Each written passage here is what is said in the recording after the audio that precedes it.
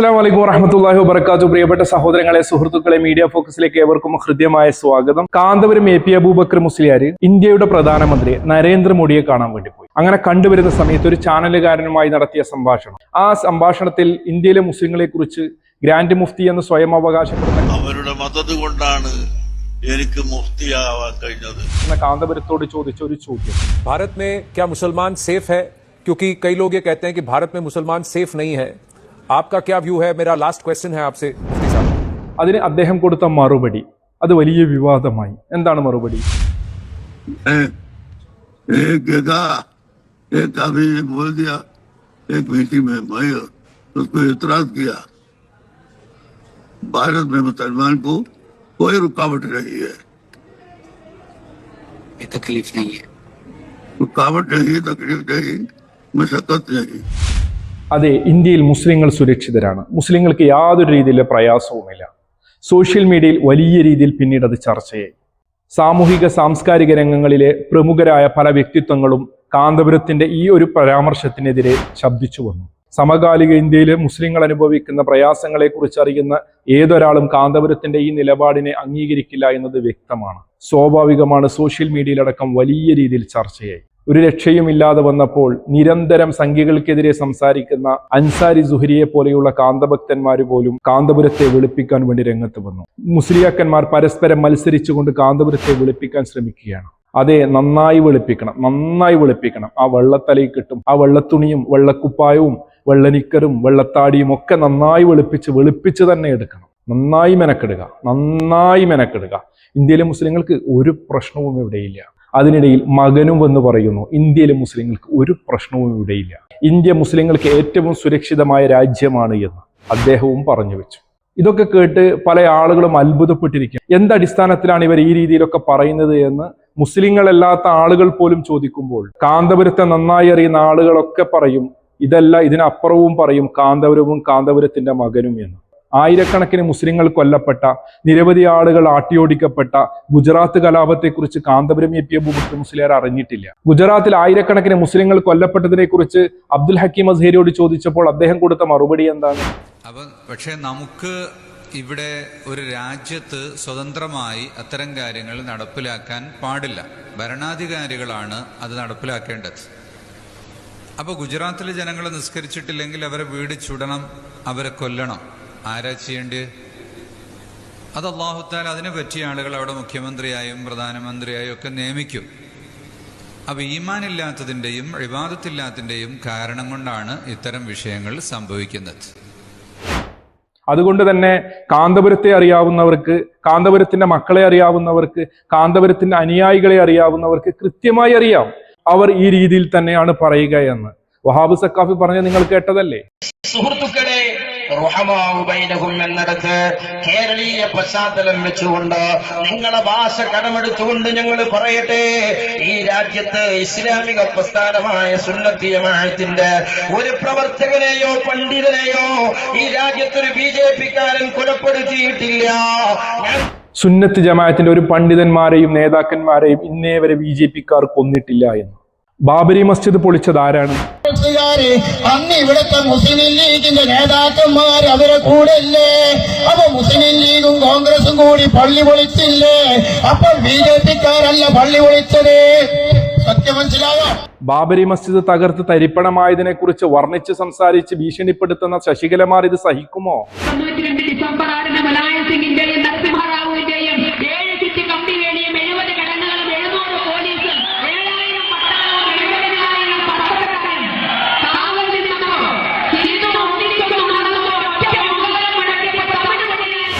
ഒരിക്കലും സഹിക്കാൻ സാധ്യതയില്ല.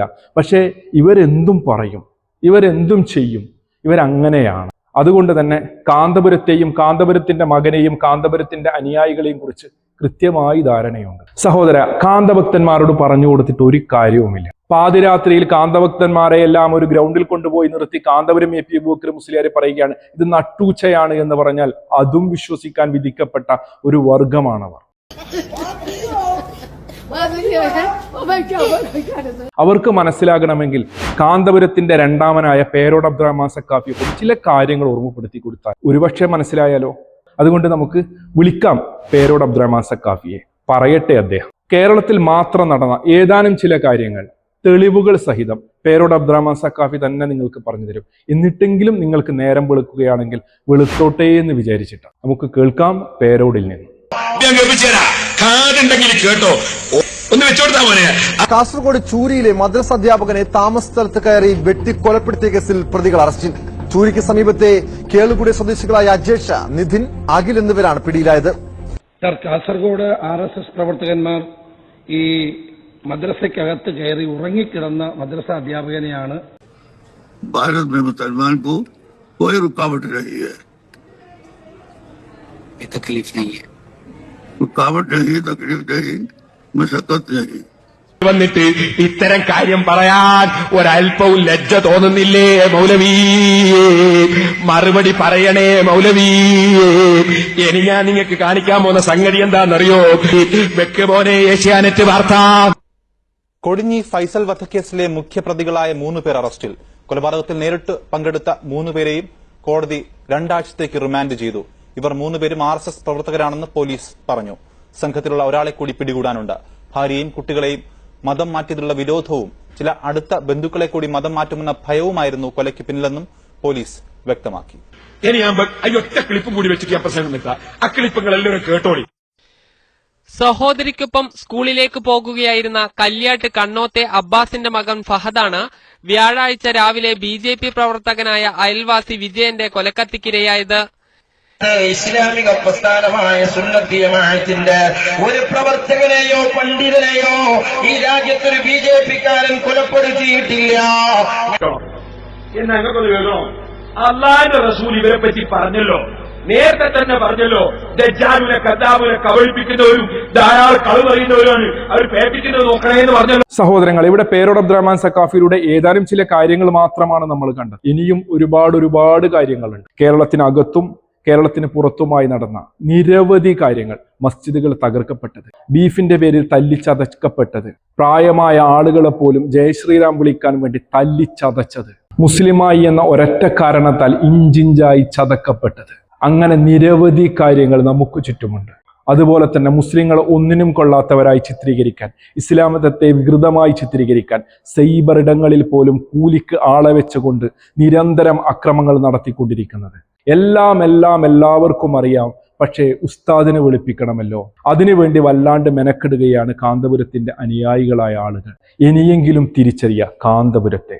അമ്പലക്കടവ് അമീദ് ഫൈസി പറഞ്ഞല്ലോ, ജൂതന്മാരുടെ ഒരു ചാരനായി മുസ്ലിം സംഘടിത സമൂഹത്തെ ഭിന്നിപ്പിക്കാനും മുസ്ലിങ്ങൾ വോട്ട് ഭിന്നിപ്പിക്കാനും അതുവഴി രാജ്യത്തെ അസ്ഥിരപ്പെടുത്തി രാജ്യത്ത് കലാപം സൃഷ്ടിക്കാനുള്ള മോഡിയുടെ നീക്കത്തിന് പിന്നിൽ പ്രത്യേകിച്ചും അമേരിക്കയും ഇസ്രായേലും ശ്രമിച്ചുകൊണ്ടിരിക്കുമ്പോൾ നമ്മുടെ രാജ്യത്തെ അസ്ഥിരപ്പെടുത്താനുള്ള നീക്കം നടന്നുകൊണ്ടിരിക്കുന്നത് എന്ന വാർത്ത വരുമ്പോൾ അതിൻ്റെ ഒരു ഏജന്റായി കാന്തപുരം പ്രവർത്തിക്കുന്നുവോ എന്ന് ന്യായമായും സംശയിക്കേണ്ട സാഹചര്യം നിലവിലുണ്ട്.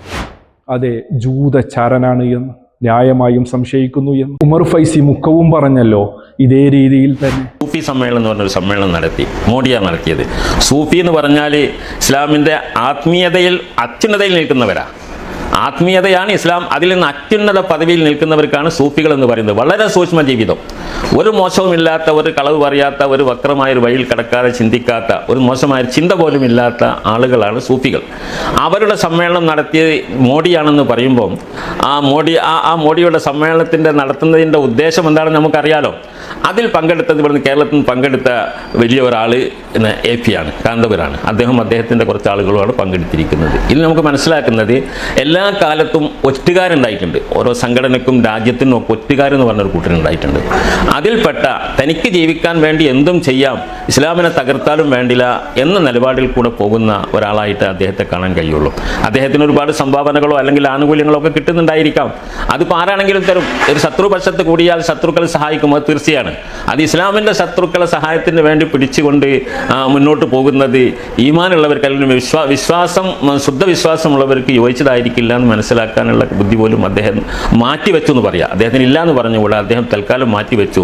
അദ്ദേഹത്തിൻ്റെ ചില തുച്ഛമായ നേട്ടങ്ങൾക്ക് വേണ്ടിയിട്ട് അദ്ദേഹത്തിൻ്റെ ശാശ്വതമായ നേട്ടത്തെ പോലും കളഞ്ഞു കുളിക്കാൻ അദ്ദേഹം തയ്യാറായി. ആ നിലപാടാണ് അദ്ദേഹം ഇന്നും സ്വീകരിച്ചു കൊണ്ടിരിക്കുന്നത് എന്നുള്ളതും വളരെ വസ്തുതയാണ്. തിരിച്ചറിയുക സമുദായം, സ്വാർത്ഥ താല്പര്യങ്ങൾക്ക് വേണ്ടി സ്വന്തം ഉമ്മത്തിനെ പോലും ഒറ്റുകൊടുക്കുന്ന ആളുകളെ തിരിച്ചറിയുക. ഇവർക്കെതിരെ സംസാരിക്കുന്ന ആളുകളൊക്കെ ഭീകരവാദികളും തീവ്രവാദികളുമായി ചിത്രീകരിക്കാൻ തുടങ്ങിയിട്ട് കുറെ കാലങ്ങളായി. ഈ കാന്തഭക്തന്മാർ കൊടും ഭീകരരാണ് എന്ന് ഇവരുടെ കൂടെയുണ്ടായ ആള് തന്നെ പറഞ്ഞു. നിങ്ങൾ ആരുടെ അവിടെ ചുചായികള്, നിങ്ങൾ ആരുടെ പെർമാണികള്, ഇതെന്താ വെള്ളരിക്കപ്പെട്ടണ? എടോ, ഇത് ഇന്ത്യ രാജ്യ, ഇത് അവരവർ വിശ്വസിക്കുന്ന ആചാരങ്ങളും അനുഷ്ഠാനങ്ങളും അനുസരിച്ച് ജീവിക്കാനും വിശ്വസിക്കാനും ആ വിശ്വസിക്കുന്ന ആശയത്തെ പ്രചരിപ്പിക്കാനും ഇന്ത്യ രാജ്യത്തിന്റെ ഭരണഘടന അനുവാദം തരുന്നുണ്ട്. അതിന് നിങ്ങൾ ഈ കാന്തപുരത്തിന്റെ ഗുണ്ടായിസം, പണ്ടത്തെ ടൈഗർ ഫോഴ്സ്, ജമിയത്തുൽ ഇഹ്സാനിയ, ആൾക്കാരെ കൊല്ലല്, അമുസ്ലിമീങ്ങളെ വാഹനങ്ങൾ കട്ടുകൊണ്ടുവരല്, സിനിമാ ടാക്കീസിന് തീ കൊടുക്കല്, കള്ളിഷാപ്പ് കത്തിക്കല്, അങ്ങനൊക്കെ ഗുണ്ടായിസം നടത്തിയ ഒരു കാലം. ഇവർ നടത്തിയ അക്രമങ്ങൾക്ക് കയ്യും കണക്കുമില്ല. ഇതൊക്കെ പറയുമ്പോൾ എത്തീം മക്കളെ പോറ്റിയതാണ് എന്നും ആയിരക്കണക്കിന് ആളുകൾക്ക് സംരക്ഷണം കൊടുക്കുന്നതാണ് എന്നും നിരവധി മതസ്ഥാപനങ്ങൾ നടത്തുന്ന ആളാണ് എന്നും ഒക്കെ വീമ്പ് പറഞ്ഞ് ചില ആളുകൾ ന്യായീകരിച്ചു വരും. അവരോട് പറയാനുള്ളത്, അത് നിങ്ങളുടെ ആളുകൾ തന്നെ പറഞ്ഞു വെച്ചിട്ടുണ്ട്, ഇതൊക്കെ അദ്ദേഹത്തിന്റെ ജീവിത മാർഗമാണ് എന്ന്. ഉസ്താദിനെ കുറിച്ച് സ്വന്തം ശിഷ്യന്മാർ തന്നെ പറഞ്ഞില്ലേ, ഉസ്താദ് വല്ലാഹി എന്ന് പറഞ്ഞാൽ ശേഷം പറയുന്നത് കളവായിരിക്കുമെന്ന്. ഉസ്താദ് സുമ്മ വല്ലാഹി എന്ന് പറഞ്ഞാൽ അതിനുശേഷം പറയുന്നത് പച്ചക്കളവായിരിക്കുമെന്ന്. വിശദീകരിച്ചത് ഉസ്താദിന്റെ സ്വഭാവം അങ്ങനെയാ. വല്ലാഹി പറഞ്ഞാൽ ശേഷം വരാൻ പോകുന്നത് കളവാണെന്ന് ഉറപ്പാ. സുമ്മ വല്ലാഹി വന്നാൽ പച്ചക്കള്ളമാണ്. അതുകൊണ്ട് നിങ്ങൾ അപ്പോഴാണ് നമുക്ക് സമാധാനമായത്. അതല്ലെങ്കിൽ നമ്മൾ അത്ഭുതപ്പെടില്ലേ? അതെ, മറ്റൊരു ശിഷ്യൻ പറഞ്ഞില്ലേ, കേരളത്തിലെ മുസ്ലിങ്ങൾ അനുഭവിക്കുന്ന പല പ്രയാസങ്ങൾക്കും കാരണക്കാരൻ ഇതേ കാന്തപുരം APA അബൂബക്കർ മുസ്ലിയാർ തന്നെയാണ്. 1989 മുതൽ ഇങ്ങോളം മുസ്ലിം ഉമ്മത്ത് എവിടെയൊക്കെ തമ്മിലടിച്ചിട്ടുണ്ടോ, എവിടെയൊക്കെ മുസ്ലിം ഉമ്മത്ത് വെട്ടി കൊലപ്പെടുത്തിയിട്ടുണ്ടോ, എവിടെയൊക്കെ മുസ്ലിം ഉമ്മത്തിന്റെ ഐക്യം തകർത്തിട്ടുണ്ടോ, അതിന്റെയൊക്കെ സൂത്രധാരണം അവസാനം വരെ മുസ്ലിം ഉമ്മത്ത് തകരുന്നതിന് മറുപടി പറയേണ്ട ഏക വ്യക്തി കാന്തപുരം APA അബൂബക്കർ. ഇനിയും തിരിച്ചറിയുന്നില്ല എങ്കിൽ നിങ്ങളെ പറഞ്ഞിട്ട് കാര്യമില്ല. ഏതാനും ചില കാര്യങ്ങൾ മാത്രം ഓർമ്മപ്പെടുത്തിയതാണ്. മനസ്സിലാക്കാൻ അള്ളാഹു നമുക്കെല്ലാവർക്കും തൗഫീക്ക് നൽകുമാറാകട്ടെ. മറ്റൊരു വീഡിയോയുമായി നമുക്ക് വീണ്ടും കാണാം ഇൻഷാ അല്ലാഹ്. അസ്സലാമു അലൈക്കും വറഹ്മത്തുള്ളാഹി വബറകാതുഹു.